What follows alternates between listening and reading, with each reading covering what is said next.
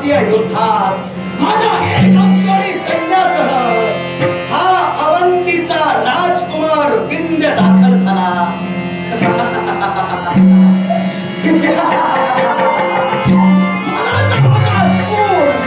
हा फार आगळा आणि वेगळा आहे.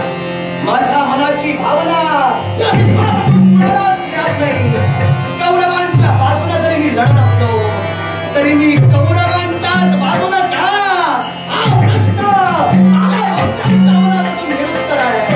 आणि म्हणूनच माझा निर्धार जोपर्यंत माझा वैरी या जगाच्या आड होत नाही तोपर्यंत विंत शांत नाही.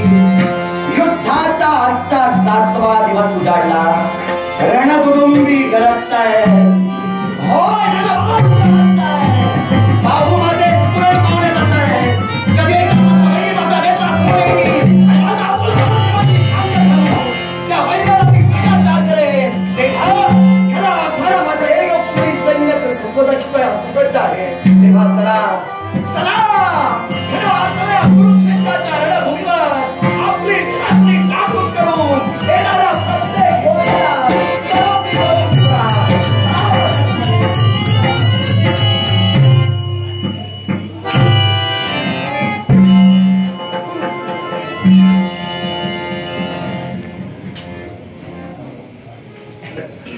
कुरुचं समरण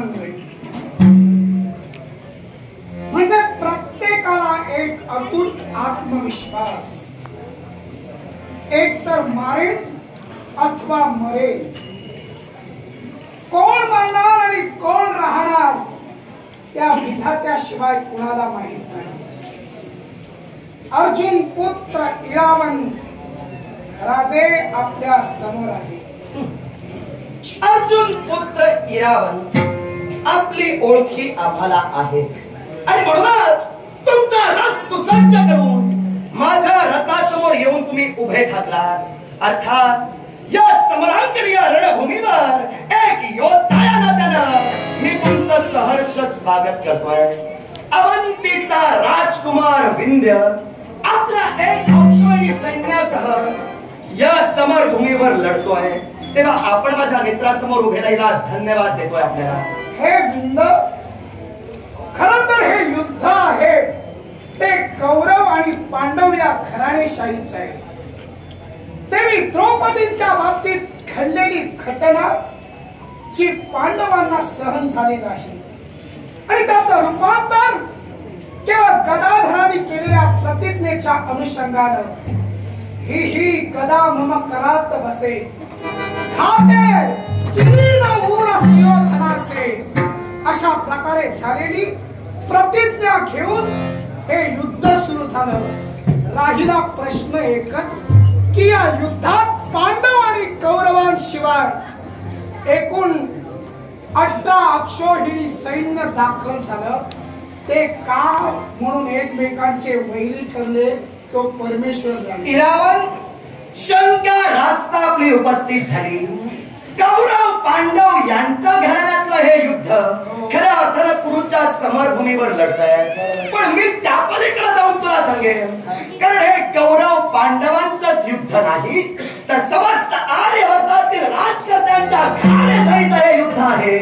आणि ते कसं इरावण सात्यकी आणि भूरिश्रवा यांच्यातील वैमनस्य लक्षात घ्या. धृष्टद्युम्न द्रोण यांच्यातील वैमनस्य लक्षात घ्या. किंबहुना शिखंडी आणि पितामह भीष्म यांच्यातील वैमनस्य लक्षात घ्या. या युद्धाच्या निमित्तानं जो तो आपली सूड भावना सफल करतोय. तुम्ही ऐका तुम्ही बोलून मोकळे झालात. 18 अक्षौहिणी सैन्य खऱ्या अर्थानं या रण मैदानावर लढतंय. पण स्वाभिमानानं सांगेन 18 अक्षौहिणी सैन्याबरोबरच 11 अक्षौहिणी सैन्य हे कौरवांच्या बाजूनं आणि 7 अक्षौहिणी सैन्य हे पांडवांच्या बाजूनं लढतंय. त्याच्या पलीकडे जाऊन मी आपल्याला सांगतोय 7 अक्षौहिणी सैन्य तुम्हाला आणि 11 अक्षौहिणी सैन्य कौरवांना जरी असलं तरी त्यातील 1 अक्षौहिणी सैन्य हे विंध्याबरोबर आहे. आता प्रत्येकाच्या मनाचा संभ्रम असेल. बरेच जण म्हणतायत 18 अक्षौहिणी सैन्य या रणमैदानावर लढतंय पण मुळात आधी औक्षणी सैन्य म्हणजे काय याची फोड आता मी करतोय. ऐका. इरावण 21,850 रथ, 21,850 हत्ती, 1,09,650 पदाधी आणि खऱ्या अर्थानं 65,350 घोडे हे मिळून जे सैन्य होतं ते एक औक्षणी सैन्य. आणि अशा एक औक्षणी सैन्याबरोबर हा विंध्य अवंतीचा राजकुमार खऱ्या अर्थानं कौरव कटका दाखवून तुमच्या बरोबर लढतोय. गजदळ, अश्वदळ, पदाती वगैरे सांगून आपल्या एक अक्षोहिणी सैन्याची व्याप्ती सांगितली आहे. मग याच अक्षोहिणी सैन्याला घेऊन तुम्ही इथं आलात. जरूर. कुरुच्या समरांगणी तुम्ही आणि मी दाखल झालो. जरी युद्ध पांडव कौरवांचं असलं, त्यात इतरत्र घराणेशाही दाखल असली तरी युद्धाचे नियम हे पितामह भीष्मानी घालून दिलेले आहेत. अगदी. युद्धातील पहिला नियम आहे वाचा युद्ध प्रवृत्तानाम वाचैव प्रतियोधनम. ज्याला वाणीद्वारे युद्ध करायचंय त्यानं वाणीद्वारे युद्ध करावं. रथीच रथिना योद्धो गजेन गजधुर्गतः. रथारूढानं रथारूढाशी, घोडदळानं घोडदळाशी, पायदळानं पायदळाशी. तिसरा नियम निष्क्रांताः पृतना मध्यान्न हंतव्याः कदाचन. जो वीर भिवून या समरभूमीवरून पळून जाईल त्याचा पाठलाग कुणी करू नये. काही जण करतायत, मारतायत, हे राहू दे बाजूला. चौथा युद्धाचा नियम यथा योगम यथा कामम यतोत्साहम यथा बलम समाभाष्यम प्रवर्तव्यम न विश्वस्थेन विवरे. ज्याच्यात जसा उत्साह दांडगा आहे मग तो कोणत्याही प्रकारे युद्धाच्या प्रकारातील योद्धा असू दे, त्याच्या उत्साहानुसार, त्याच्या दांडग्या आत्मविश्वासानुसार त्याच्याशी युद्ध करावं. हे युद्धाचे नियम पितामह भीष्मानी घालून दिलेले आहेत. तेव्हा या युद्धाच्या नियमाला अनुसरून आपण कुठं कसं काय लढणार. युद्धाचे नियम तुम्ही स्पष्ट करून सांगितला. पितामह भीष्मांनी आखलेले युद्धाचे नियम या कुरुक्षेत्राच्या रणभूमीवर जे जे वीर लढतायत त्यांना ते खऱ्या अर्थानं कर्मप्राप्त ठरले. अर्थात हे युद्धाचे नियम मला ज्ञात आहे. तेव्हा युद्धाचा पहिला नियम तुम्ही म्हटलात वाचा युद्ध प्रवृत्तानाम वाचैव प्रतियोधनम. ज्याला वाणीद्वारे युद्ध करायचं आहे त्यानं वाणीद्वारे युद्ध करावं. आणि वाणीद्वारे युद्ध करून जर प्रश्न मिटला तर पुढे घातपात होण्याचा प्रश्न येणार नाही. तुमची आवड सांगा, वाणीद्वारे करूया की शस्त्राला करूया. समजा वाणीद्वारे युद्ध केलं, वाणीद्वारे जर मनोबल हतबल होऊन जर तुम्ही किंवा मी मेलो तर माझ्या बरोबर कोण जास्त आलेले नाहीत. त्यामुळे माझ्या बरोबरचे कोण घरी जातील पण तुमच्या बरोबर एक अक्षोहिणी सैन्य आलंय. तुम्ही जर बोलता बोलता मेलात तर ते सुखरूप घरी जातील. लढण्याचा काही प्रश्न नाही. त्यामुळे तुम्ही काय करणार ते तुम्ही सांगा, मी तयार आहे. इरावण रास्त शंका उपस्थित केला. माझ्या बरोबर एक औक्षोहिणी सैन्य म्हणजे माझी ताकद काय हे तू खऱ्या अर्थानं ओळखलंस. आता तुझ्या बरोबर कोण आले नाही ना तुझ्या दुर्दैवाचा भाग, त्याबद्दल मी काही बोलणार नाही. तेव्हा मी जर बोलता बोलता मेलो, हे एक औक्षणीचे माझ्या बरोबर सैन्य आहे यांना स्वाभिमान वाटेल. बिचारा लढता लढता जे काय ते चांगलं सांगून मिळा. पण तुझ्या बरोबर तू म्हटलं कोणी आलाच नाही, तेव्हा तू जर मेलास तर सारे निराश होऊन जातील. तेव्हा मरायची आधीच भाषा बोलू नकोस, आधी जगण्याची स्वप्न बाळग. इरावण समरंगणात जो पाऊल टाकतो तो जीवनाच्या सीमेतून मरणाच्या सीमेत पाऊल टाकतो. ज्याला आपली सीमा कळली तो मरायची भाषा करणार आणि जगायची भाषा करणार. त्यामुळे मरण्याचा विचार माझा नाही. इरावण मी मरताना मात्र तुझ्या एक अक्षोहिणी सैन्यातील सगळ्यांना जायला भाग तरी पाडणार. न पेक्षा जर तुझ्या वाणीद्वारे युद्धाला तू संपुष्टात आलास तर अखेर धनुर्विद्येचे 4 हात आणि 10 पाय आहेत. त्या 4 हात आणि 10 पायांनी मात्र तुला मारून त्यांना मात्र नक्कीच घालवे. नक्की गैरसमज हा तुझा आहे. समज कारण जो विंध्य खऱ्या अर्थानं आपला आत्मविश्वास प्रबळ करून तुझ्या नेत्रासमोर उभा आहे, तो खऱ्या अर्थानं आपल्या पराक्रमावर स्वाभिमान ठेवूनच आलेला आहे. तेव्हा मला मारण्याची भाषा करण्यापेक्षा जे बोलतोयस ते कृतीनं पटवून देण्याकडे तुझा कल अधिक प्रश्न मिटेल. युवराज विंद बोला. अवंती नगरीचे युवराज विंद आणि अनुविंद भाऊ भाऊ. पिता जयसेन, माता राजादी देवी. तुमची सांगितली आम्ही नावं म्हणून चालेल ना? मला काही वाईट वाटत नाही. नाही तर वैरी पक्षाचा परिचय आम्ही करूनच पाऊल टाकले. तेव्हा तुमची तयारी येतानाच मला दिसली. एक लक्षात ठेवा, आपल्या म्हणजे माझ्या नागलोकात मी असतो तर मी माझी तयारी ठीक होती, कशी दाखवली असती. पण तुमच्याकडे आल्यानंतर तशीच तयारी दाखवायला. युवराज विंद इरावण, रणभूमीवर तू उभा आहेस आणि रणभूमीवर मी सुद्धा उभा आहे. तेव्हा रणभूमी ही वीरांची आहे, त्यामुळे माझी असू दे किंवा तुझी असू दे, आपली म्हणाली काय ते पूर्ण कर. विरासनीचा खऱ्या अर्थानं टेंबा प्रत्येक वीर निर्मित. तुम्ही या युद्धात दाखल कसे काय झालात? कुणाच्या बाजूने लढतात? कौरवांच्या. जरूर. येण्याचं प्रयोजन एकच, माझ्या मनाची सूड भावना. ही सूड भावना सफल करण्यासाठी मी कौरवांच्या बाजूने लढतोय. कौरवांच्याच बाजूने का, याच्या मुळाशी कारण आहे. कारण कौरवांचा मी मांडलिक आहे. कारण अंगराज कर्णांनी ज्यावेळी कर्ण दिग्विजय मांडला, त्यावेळी या कर्ण दिग्विजयात खऱ्या अर्थानं विंध्य आणि अनुविंध्याचे आम्ही 2 बंधू, आम्हाला पराजय प्राप्त झाला. अर्थात त्यानुसार आम्ही त्यांचे मांडलिक झालो आणि मांडलिक अतिआप्तत्व या नात्यानं आम्ही कौरवांच्या बाजूने लढतोय. म्हणजे दुर्योधनांचे तुम्ही मांडलिक आहात. जरूर. मग आमच्या सुद्धा काका सहदेवांनी तुमच्यावर आक्रमण केलं. इरावण, तुमच्यावर थांबा, मी बोलतोय. तुमच्यावर विजय माझ्या काकांनी मिळविला होता, तेव्हा तुम्ही त्यांचेही मांडलिक झाला होता. मग त्यांच्या बाजूने लढायला उभे राहिला नाही त्या कुरुच्या भूमीवर. दुर्योधनाच्या बाजूने लढतायत. खरं तर तुम्ही दोघांचे मांडलिक आहात. तुम्ही एक अक्षयणी सैन्याशी तुम्ही घरीच राहायला हवं. तुम्ही दोघांचे मांडलिक आहात, त्या मांडलिकपणाचा तुम्ही गैरसमज करून त्याचा दुरुपयोग करतात आरोप करावा लागेल. हा आरोप तुझा असेल, पण मी तुझं म्हणणं ग्राह्य मानून चालणार नाही. मी माझा आहे ते खरं करून जाणार. याच्या मुळाशी कारण आहे, मी कौरवांचा मांडलिक आहे. तो कसा हे मी तुला स्पष्ट करून सांगितलं, म्हणून मी कौरवांच्या बाजूने लढतोय. पण तू आता मुद्दा उपस्थित केला जो मला मांडायचा नव्हता. कारण मी पांडवांचा सुद्धा मांडलिक आहे. अर्थात तुमच्या खऱ्या अर्थानं पांडवांचे पंडुराजे, पंच पांडवांचे खऱ्या अर्थानं पिता, या पंडुराजांना स्वर्ग प्राप्ती झाली नाही. स्वर्गाच्या पहिल्या पायरीवरच त्यांना थांबावं लागलं.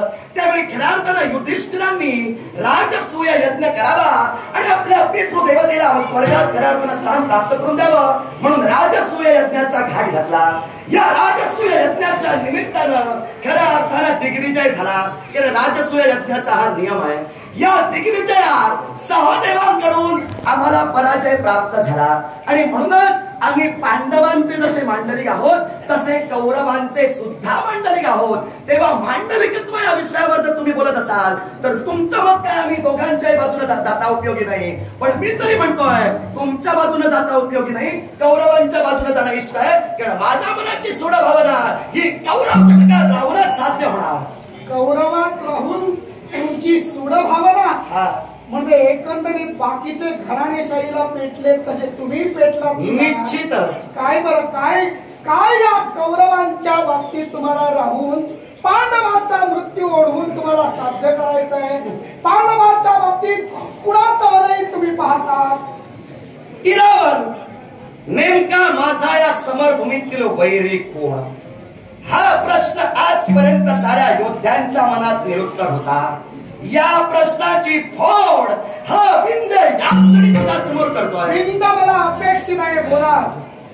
ऐक, माझी बहीण मित्रविंदा, ही मित्रविंदा खऱ्या अर्थानं हिचा स्वयंवर आमच्या अवंतिक आमचे पितृदेवता जयसेन आणि खऱ्या अर्थानं आम्ही दोन बंधू मित्र आणि विंद आणि अनुविंद या आम्ही दोन बंधूंनी खऱ्या अर्थानं आमच्या बहिणीचा स्वयंवर मांडला होता.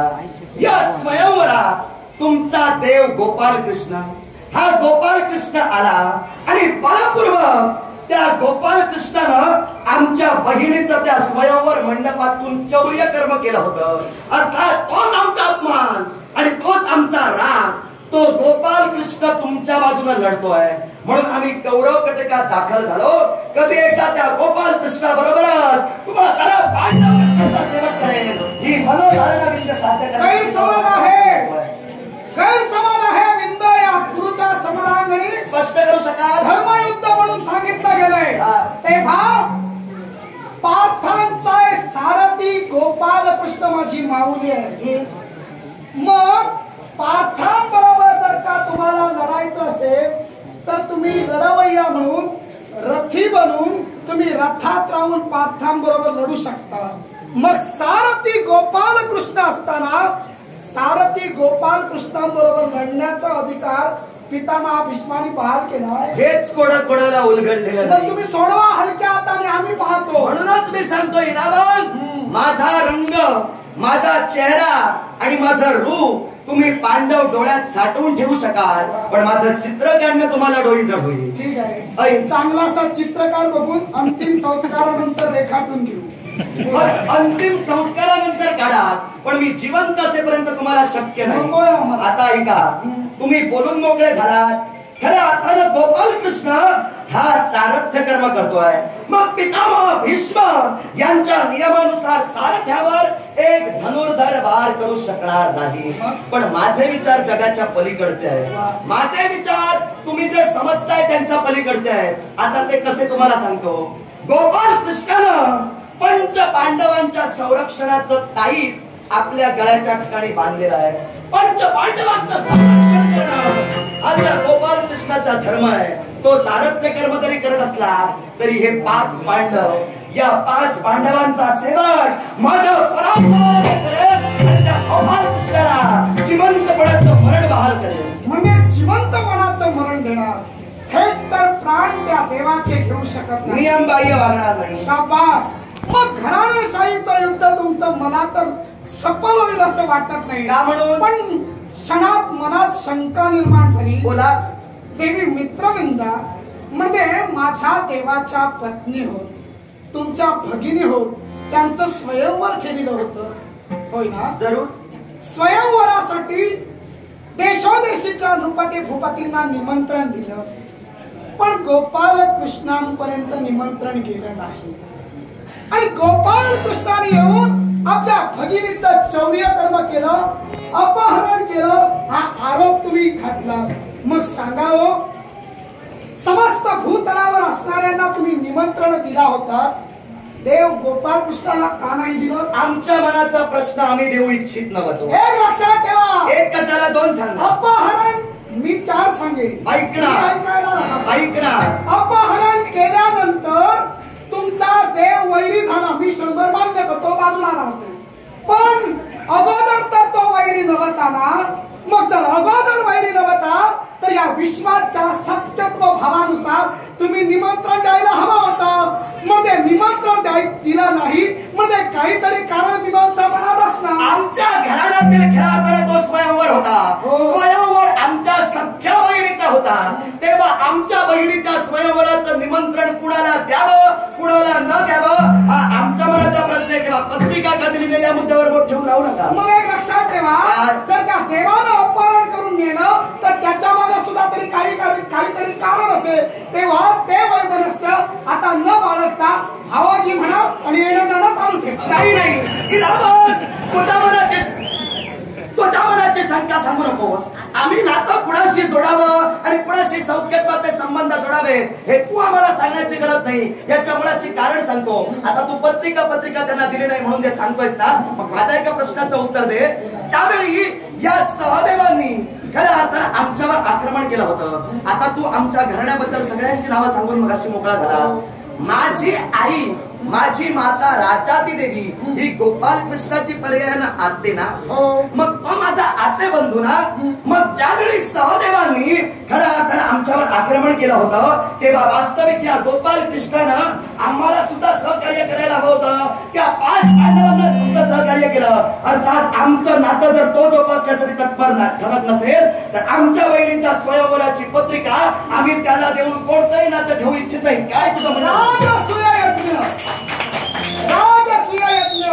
अभिषेकम च यस्यांते सर्व चित्त तेन चोचते.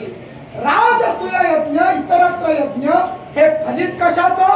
संपूर्ण भारतवर्षात भ्रमंती करून विजय संपादित झाल्यानंतर अभिषेकाचं जल ज्याच्या माती सिंचन होतं त्यालाच खऱ्या अर्थानं ते पद मिळतं. मग देवानी जर का यज्ञाचे धर्मनियम सांगितले तर देव का म्हणेल? देव मध्यंतरी पडून राजसूय यज्ञाचा नियम का म्हणेल? हे भाष्य जर माझ्यासमोर तू नियमांच्या बंधनाचं सांगतोयस तर मला सांग, या देवानं स्वयंवरातील नियमांचे बंधन, नियमांची खऱ्या अर्थानं आखणी का बोलली? याच्या मुळाशी कारण आहे. हा देव ज्याला तुम्ही देव म्हणताय, आम्ही त्याला मानतच नाही. या देवताने जर या विश्वात नियम घातले तर ते नियम तुझ्या देवानं म्हणजे गोपाल कृष्णानं मोडले. हा माझा चढचढीत आरोप तुझ्या देवावर. त्याचा टेंबा घेऊन आला. तुमच्यात काहीतरी पाणी मुरतंय म्हणून त्यांना केवळ निमंत्रण दिलं नव्हतं. मला सांगा, तुमच्या भगिनीचा स्वयंवर तुम्ही ठेविला होता, तुम्ही खऱ्या मनानं स्वयंवर आयोजित केला होता? जरूर. काही तुमच्या मनात कपट नव्हतं? ते आम्ही कशाला तुला सांगू, तुझा माझा संबंधच नाही. मग तुमच्या मनातलं कपट मला सांगू नका. पण तुमची बहीण मित्रविंदा हिनं देवाला स्मरून, देवा माझा पती म्हणून स्वीकार कर, हे मित्रविंदानं, देवी मित्रविंदानी गोपाल कृष्णाजवळ करुणा भागली होती. हे तुमचं घरातलं आतलं बाहेर कसं कळलं? आता काय झालं? तुमच्या घरातल्या गोष्टी बाहेर कशा गेल्या? आता झालं काय? तुम्हाला तुम्ही सांगू शकत नाही तर मला आता सांगा. इरावण, त्या देवापर्यंत हे कळतंय, मग देवाला ज्यावरती हे कळतंय त्यावरती तुमच्यातही दोष असणार. इरावण, आता हे बाहेर कसं कळतं हे तुला सांगतो थोडक्यात. घरचे जर भेदी असले ना तर घरातलं बाहेर कळतं. तुमच्याच घरात भेदी आहे. सांगतोय खऱ्या अर्थानं गोपाल कृष्णा बरोबरच आमच्या या अवंतीच्या पवित्र प्रतिमेला आमच्या बहिणीनंच काळिंबा फासला. मी तुला थेट सांगतोय, मला लाज नाही वाटत. स्वयंवर ठेविला म्हणून स्वयंवर ठेविलं कारण आम्ही बंधू होतो. अर्थात बहिणीचं स्वयंवर, त्याची इच्छा होती स्वयंवर पद्धतीने लग्न करावं म्हणून स्वयंवर ठेवलं होतं. आता ती त्या योग्यतेची ठरली नाही, हा तिचा दोष झाला. दुसरी गोष्ट, तू बोलून मोकळा झालास. घरातील हे बात तुमच्या बाहेर कसे काय पडले? आमची बहीण, या बहिणीनं त्या आधीच खऱ्या अर्थानं या गोपाल कृष्णाची बहीण सुभद्रा, ही सुभद्रा दासी म्हणून आमच्या अवंतीत आली होती. तिनं सारं आमच्या अवंतीतील चित्र न्याहाळलं आणि त्यानंतर तिनं जाऊन गोपाल कृष्णाला त्या सांगितलं. नाहीतर त्याची हिंमतच नव्हती अवंतीत प्रवेश कसा करायचा. ती तेव्हा पहिला कपटाचा डाव त्या सुभद्रेला तिचं खरं रूप लपून दासी म्हणून सोडण्याचा हा तुझ्या देवानं केला. कपटाची ही सुरुवात सांगतोय. दुसरी गोष्ट, इरावण, मी तरी म्हणेन या साऱ्या प्रकरणात दोषी तुझा देव. तो कसा तोय? कारण ज्या देवानं नियमावलीचं खऱ्या अर्थानं उल्लंघन केलं. या विश्वात लग्नाचे 8 प्रकार तुला माहितच असतील. लग्नाचे 8 प्रकार. आता तुझ्या प्रश्नाचं आणि तुझ्या संभ्रमाचं जर निराकरण करायचं झालं तर या 8ही प्रकारांची फोड जी धर्मशास्त्रात आहे ती तुझ्या बरोबर करतोय. कृपया थोडा वेळ ऐकून घे. इरावण, या विश्वात लग्नाचे 8 प्रकार धर्मशास्त्रानं ग्राह्य मानले. पहिला प्रकार ब्रह्मविवाह. ब्राह्मविवाह. या ब्राह्मविवाहात खऱ्या अर्थानं पारंपरिक पद्धतीनं, खऱ्या अर्थानं देवा ब्राह्मणाच्या साक्षीनं साऱ्यांची अनुमती घेऊन मांगल्यतेनं जो विवाह केला जातो त्याला ब्रह्मविवाह म्हणतात. दुसरा विवाह देवविवाह. एखादा यज्ञ एखाद्या यजमानानं आरंभिला तर त्या यज्ञाच्या बदल्यात जो ऋत्विज म्हणजे जो पुरोहित असतो, त्या पुरोहिताला त्या यज्ञाच्या बदल्यात तो यजमान एखादी कन्या किंवा एखादी स्त्री वगैरे बहाल करतो. त्याच्याशी जो विवाह होतो त्याला देव विवाह म्हणतात. ब्रह्मविवाह, देवविवाह, आर्ष विवाह तिसरा प्रकार. या आर्ष विवाहाची खऱ्या अर्थानं व्याप्ती काय, तर या आर्ष विवाहात एखादा खऱ्या अर्थानं वर गाई किंवा अश्व यांचं खऱ्या अर्थानं मोल देऊन एखाद्या कन्येच्या वडिलांकडून ती स्त्री किंबहुना ती कन्या त्याची ही घेतो आणि खऱ्या अर्थानं विवाह करतो. त्याला आर्ष विवाह म्हणतात. ब्रह्मविवाह, देवविवाह, आर्ष विवाह, प्रजापत्य विवाह. प्रजापत्य विवाह म्हणजे काय, तर खऱ्या अर्थानं प्रजोत्पत्ती व्हावी, आपली संतान जन्माला यावी किंबहुना आपला वंश वृद्धिंगत व्हावा, याच्यासाठी ब्रह्मविवाहाची सांगड घालून जो विवाह केला जातो त्याला खऱ्या अर्थानं प्रजापत्य विवाह म्हणतात. हे 4 प्रकार या खऱ्या अर्थानं धर्मशास्त्रानं संमत प्रकार म्हणून खऱ्या अर्थानं ग्राह्य केलेले आहेत. आता पुढचे खऱ्या अर्थानं 4 प्रकार जे असंमत आहेत ते तुला सांगतो. ब्रह्मविवाह, देवविवाह, आर्ष विवाह आणि प्रजापत्य विवाह झाला. गंधर्व विवाह.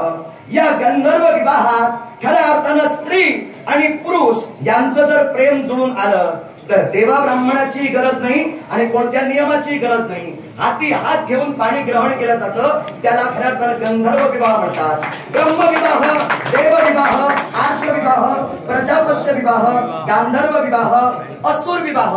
असुर विवाह कशाला म्हटला जातो, तर असुर विवाहात धनाचं आमिष दाखवलं जातं आणि धनाचं आमिष दाखवून खऱ्या अर्थानं एखाद्या स्त्रीची इच्छा नसताना सुद्धा तिच्याशी विवाह केला जातो, त्याला असुर विवाह म्हणतात. राक्षस विवाह. पराक्रमाचं प्रकटीकरण केलं जातं. पराक्रमाच्या प्रकटीकरणानुसार एखाद्या स्त्रीचा बलपूर्वक खऱ्या अर्थानं चौर्यकर्मानं विवाह होतो, त्याला राक्षस विवाह म्हणतात. आणि त्यानंतरचा शेवटचा विवाह म्हणजे पिशाच्य विवाह. मादक पदार्थांचं सेवन एखाद्या स्त्रीला केलं जातं, तिच्यावर संभोग केला जातो आणि संभोग केल्यानंतर त्या स्त्रीला नाईलाजानं ज्या पुरुषाची विवाह केला जातो त्याला पिशाच्य विवाह म्हणतात. विवाहाचे 8 प्रकार. या 8 प्रकारांची मी फोड केली. आता प्रश्न माझा तुला असा, गोपाल कृष्णानं आमच्या भरल्या स्वयंवर मंडपात आमच्या बहिणीला बलपूर्वक खऱ्या अर्थानं घेऊन गेला, हे तुला मान्य? मग हे जर तुम्हाला मान्य आहे तर या विवाहाच्या 8 प्रकारानुसार हा राक्षस पद्धतीचा विवाह झाला, हे तुला मान्य? पण मान्य काय सांग? मान्य आणि अमान्य म्हणायला बोलका पोपट नाही तुझा समोर. तू सांगेल ते मान्य होय आणि नाही म्हणायला 8 प्रकार तू नवीन सांगितले नाही, ते जुने आहेत. विधीपूर्व कधीपासून सुरू आहे आणि जो प्रकार तू सांग बऱ्याच जणांनी सांगितलेला आहे, पण आता जे सैन्य लढते त्या बऱ्याच जणांना माहित नाही, त्यांच्यासाठी सांगितलं. त्यांच्यासाठी सांग. ते इरावनला सांगू नकोस, कारण माझ्या आईचंही लग्न झालं तेव्हा ते कुठल्या प्रकारानं झालं ते मला आता सांगू. तुझ्या आईचं नको, आमचं प्रकरण तुमच्या बहिणीचं प्रकरण घेऊया. तुझ्या भगिनीशी विवाह गोपाल कृष्णानं केला, अपहरण केलं.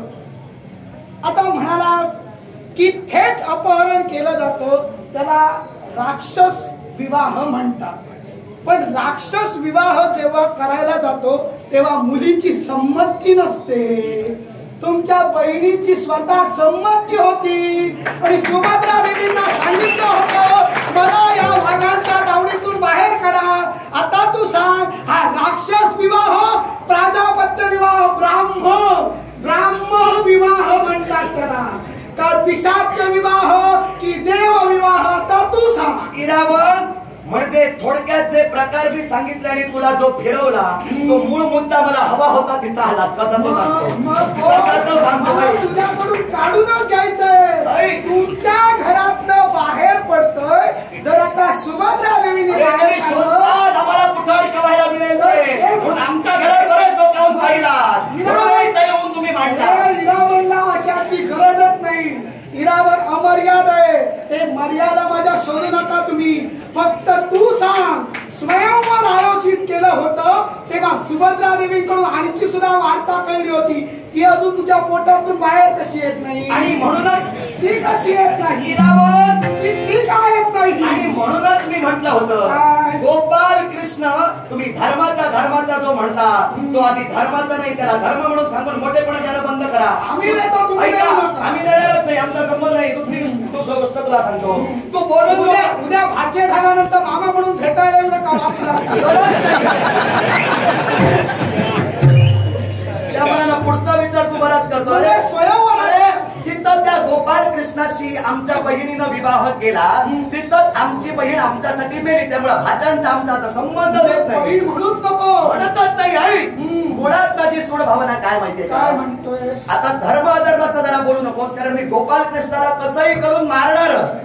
आणि मारल्यानंतर आम्ही बघतोय. बघच, हो बघतो. गोपाल कृष्णाला मी कसाही करून तू मारणार, कसाही हो, कसाही करून मारणार. पशुला मारणारा कसाही हो, पण या कसाईला कसाही देवाला मारायला मी देणार. पशुला वगैरे काही म्हणू नकोस, कारण अस्वलाच्या कन्याबरोबर सुद्धा त्या गोपाल कृष्णानं लग्न केलं. विचार कर केवढं सांभाळतोय जगाला.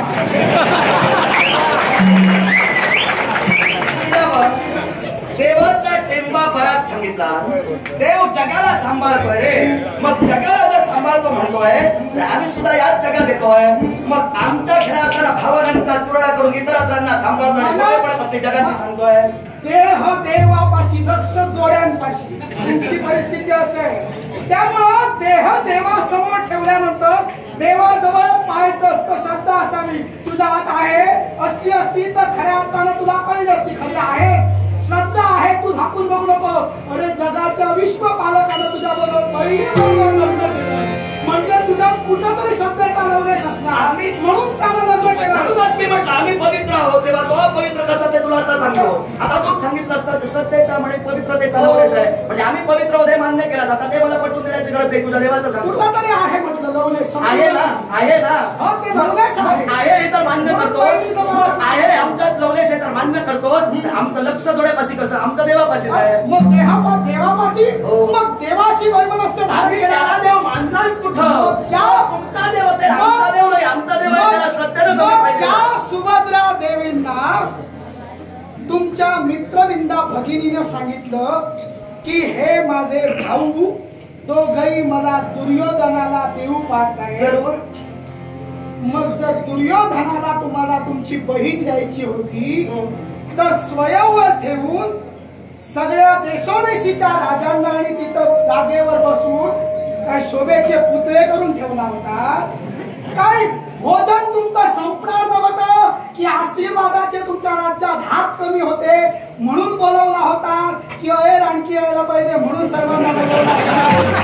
जर स्वयंवर करायचं होतं तर जर तुम्हाला सुयोधनांना द्यायची होती तर लग्न ठरवून करू शकला असता. तुमच्या त्या ब्राह्म विवाहानं या इतरत्र विवाहाची गरज नव्हती. आता तू जे काही बोललास त्याला बगल देत थोडासा प्रश्न विचारतोय. माझ्या ध्यानीमनी नव्हता, बोललास त्यामुळे सांगतोय. आता जर समजा तुमच्या खऱ्या अर्थानं तुमचे जे सलोख्याचे आहेत किंबहुना तुमचे आप्त इष्ट आहेत त्यांच्यापैकी जर एखाद्याचा स्वयंवर खऱ्या अर्थानं योजिला तर इतरत्र जे आहेत ज्यांच्याशी विवाह होतो आणि ज्यांच्याशी विवाह होत नाही, आता ते बाकीचे जे आहेत ते काय भोजनासाठी आणि अहेरासाठी देतात काय? नक्कीच सांगतो. ज्यांचं लग्न ठरवून होम हवन करून ब्राह्मणांच्या साक्षीला केलं जातं ते आशीर्वादासाठी अहेरासाठी आशीर्वादासाठीच येतात. पण स्वयंवरासाठी येतात ते स्वयंवरात स्वतः ती आपली कन्या आपल्याला वरेल म्हणून येतात. माझी कसं झालं, सुयोधनाला मी बोलतोय सुयोधनाला द्यायची होती आणि इतरांना बोलून त्यांची उत्तर पूजा करायची होती म्हणून त्यांना जागा दिला आणि बसायला सांगितलं आणि नंदी बैलासारखे त्यांच्या समोर आपल्या बहिणीला ये झाला घालायला सांगितला. म्हणूनच माझ्या भगवंतानं तिच्या भर स्वयंवरातून तिला अपहरण केलं कारण इतरत्र राजांचा उपमर्द तुम्ही करत होता. ऐक इरावण, शंका तुझे म्हणून शंकेचं निराकरण करतोय. तू म्हणालास इतरत्र राजे अहेर किंवा भोजनासाठी येतात. माझ्या माहितीनुसार किंबहुना माझ्या अभ्यासानुसार येणारा प्रत्येक राजकुमार किंबहुना प्रत्येक राजा हा जिथं स्वयंवर आहे तिच्या प्राप्तीसाठी म्हणजे लग्नासाठीच येतो. मग तुमचं लिहिलं होतं तर बोलवलात का? ऐक याला कारण होतं. कारण मी तुला स्पष्ट करून सांगणारच होतो पण त्याआधी तू बराच फिरलास म्हणून मी कारण थोडं थांबविलं. मी फिरल्यामुळे तुला थोडक्यात सांगता येईल. तू थोडक्यात सांग. इरावण, आमच्या बहिणीच्या स्वयंवराची निमंत्रण पत्रिका गोपाल कृष्णांना मी दिली नाही, मान्यच करतोय, दिलीच नाही. याच्या मुळाशी कारण काय ठरलं माहितीये का? ज्यावेळी सहदेवांनी खऱ्या अर्थानं आमच्यावर आक्रमण केलं होतं तेव्हा हाच गोपाल कृष्ण आमच्या विरोधात उभा होता. हाच गोपाल कृष्ण फक्त त्या 5 पांडवांना सहकार्य करत होता. वास्तविक हा माझ्या आतेचा मुलगा, हा माझ्या आतेचा खऱ्या अर्थानं भाऊ, खऱ्या अर्थानं पुत्र होता.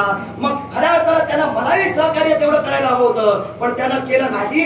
हा वैभाव, हा द्वेष माझ्या मनात होता, म्हणून खऱ्या अर्थानं त्या विघ्न संतोषी माणसाला मी माणूसच म्हणेन. तुमचा असू दे, आमच्यासाठी शुल्लक नाही.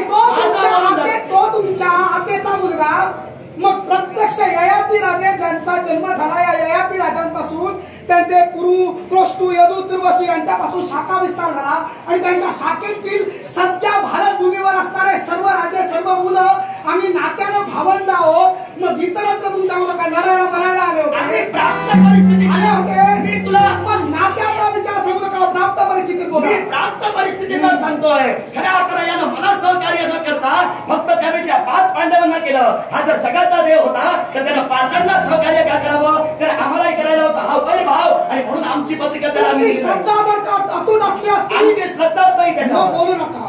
मग देवाच्या बाबतीत आपला म्हणण्यासाठी बोलू नका. देवाजवळ देवळात जाऊन देवाला सांगायचं असतं, देवा मला धन दौलत ऐश्वर्य दे. तेव्हा तुम्हाला फक्त माझा पण म्हणायचं असतं. तो माझा म्हणला, तुमच्या बहिणीनं माझी पण म्हटलं, माझी म्हटलं, तुम्ही माझा म्हटलं तर तुम्हाला मिळणार म्हणून माझा म्हटलं. सांगत नाही. आमचे दोष तू सांगू नकोस. मी तरी थेट तुला सांगेन, मी मगाशी बोल मोकळा झालो. आमच्या घराण्याला आणि आमच्या पवित्र प्रतिमेला काळिंबा हा खऱ्या तर आमच्या बहिणीनंच लावला. तेव्हा ऐक, माझा उद्देश काय तो तुला सांगतो. या गोपाल कृष्णाला मी कसाही करून मारणारच, आणि मारल्यानंतर ही आमची जी बहीण जिला आता आमच्या तोंडाला काळं फासलं, हे आता तुझ्याकडून ऐकून घ्यावं लागलं. ते आमच्या बहिणीमुळे ऐकून घ्यावं लागलं. तेव्हा त्या बहिणीचं पांढरं फटफटीत कपाळ जेव्हा बघेन ना, तेव्हा माझी बहीण असते तू केलेल्या कृत्यानं पुढे यमद्वितीय म्हणजे भाऊबीज तरी बंद होईल. असली बहीण जी आपल्या खऱ्या अर्थानं घराण्याची इबरत राखू शकत नाही, ती बहीण जन्माला येण्याआधीच मेलेली बरी. तेव्हा आमची भाऊबीज तिथंच संपली. बहिणीच्या सुखाप्रमाणे बहिणीला इच्छित जर का नवरा देऊ शकत नाही, त्या बहिणीचा भाऊ म्हणून सांगण्याची गरज. बहिणीला इच्छित नवरा देण्यासाठीच आम्ही सुयोधनाची नेमणूक केलेली होती. तेव्हा तिच्या तो मनाविरुद्ध जरी विवाह होता तरी त्यावेळी आमची बहीण दोष नव्हे. ऐका, द्राक्षाची आम्हाला चढणी कडून पावली फळकशी कडून तो संगतीचा दोष. मग देवाच्या संगतीचा हा तुम्हाला दोष झाला बोलतोय. देवाचा चांगला आम्हाला दोष, आमचा सुद्धा चांगला. तो चांगला नव्हे, तो कडू आहे, तो विषारी आहे. मी कधी सुयोधन कधी चांगला, कधी चांगला म्हणजे काय? अरे ढेकणाच्या संगे हिराई भंगला, साधू द्यायचा. साधूंच्या संगतीत जो नाही, साधूंची प्रतारणा आपल्या मांडीवर रेगोट्या मारून सांगतो, तो कसला साधू संतांच्या बैठकीत बसणार? तो कसाच असणार? कुसंगे नाडला. कुसंगे नाडीला साधू जैसा मर्द, बरोबर.